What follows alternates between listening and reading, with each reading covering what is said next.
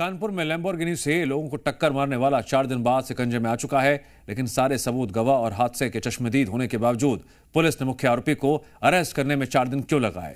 जिस आरोपी को पुलिस 8 फरवरी से ढूंढ रही थी, उसकी गिरफ्तारी कहां से और कैसे हुई? गिरफ्तारी के वक्त उसके साथ कौन कौन था? मामले में कोर्ट ने पुलिस को क्या निर्देश दिए? रईस जादे की मनमानी पर कैसे लगा ब्रेक? हादसे से गिरफ्तारी तक क्या क्या हुआ? एक एक डिटेल देखिए अगली रिपोर्ट में।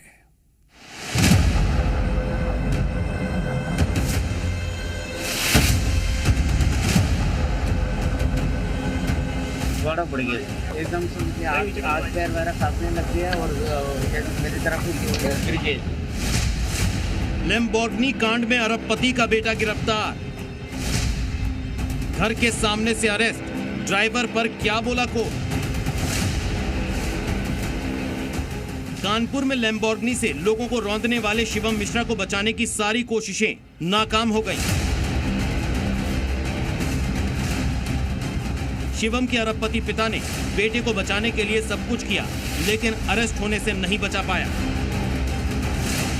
रविवार को शिवम ने लैम्बोर्गिनी से लोगों को रौंदा, लेकिन 4 दिन क्यों लग गए? इन 4 दिनों में क्या हुआ? इस हाई प्रोफाइल केस की पूरी टाइमलाइन बताएंगे, लेकिन सबसे पहले आपको हादसे से गिरफ्तारी तक की कुछ तस्वीरें दिखाते हैं और बताते हैं कि आखिर कब क्या हुआ, कैसे पुलिस अज्ञात पर मुकदमा दर्ज करने से लेकर मुख्य आरोपी की गिरफ्तारी तक पहुंची। कानपुर में दिन दहाड़े बीते रविवार यानी 8 फरवरी को हादसा हुआ था, जब शिवम ने अपनी लैम्बोर्गिनी से 6 लोगों को रौंद दिया था, जबकि एक बाइक सवार को घसीटते हुए कुछ दूर ले गया था, जिसके बाद थाने में आरोपी और बाउंसर को वीआईपी ट्रीटमेंट दिया गया। अज्ञात के खिलाफ एफआईआर दर्ज कर ली गई, जिसके बाद पुलिस पर सवाल उठने लगे। तब अगले दिन एफआईआर में शिवम मिश्रा का नाम जोड़ा गया। फिर 10 फरवरी को हादसे का नया सीसीटीवी सामने आया, जिसमें बाउंसर शिवम को कार से बाहर निकालते दिख रहे हैं। अगले ही दिन ड्राइवर मोहन सामने आया और बोला कि गाड़ी शिवम नहीं बल्कि वो चला रहा था, जबकि शिकायतकर्ता ने तो बयान ही बदल दिया। हालांकि कोर्ट के इंटरफेयर के बाद फाइनली आज शिवम को अरेस्ट कर लिया गया है। शिवम मिश्रा को आज सुबह उसके घर से अरेस्ट किया गया। मेडिकल जांच के बाद कोर्ट में पेश किया गया। शिवम से पहले कारोबारी ने पैंतरा चला और ड्राइवर को आगे कर दिया, लेकिन कोर्ट ने ड्राइवर की गाड़ी चलाने की बात नहीं मानी और उसे आरोपी मानने से इनकार कर दिया, जिसके बाद पुलिस ने शिवम को अरेस्ट किया। सूचना प्राप्त हुई थी कि वो कानपुर आया हुआ है। इस सूचना के आधार पर हमारी टीमों ने कार्रवाई करते हुए उसको गिरफ्तार किया और गिरफ्तार करके माननीय न्यायालय में प्रस्तुत किया गया है। पुलिस की कार्रवाई में विवेचना में समग्र तथ्य प्रकाश में आ चुके हैं कि एक्सीडेंट के वक्त शिवम मिश्रा ही गाड़ी चला रहा था और उसमें आवश्यक अग्रिम कार्रवाई की जा रही है। पुलिस ने उसको गलत गिरफ्तार किया है, गाड़ी वो नहीं चला रहा।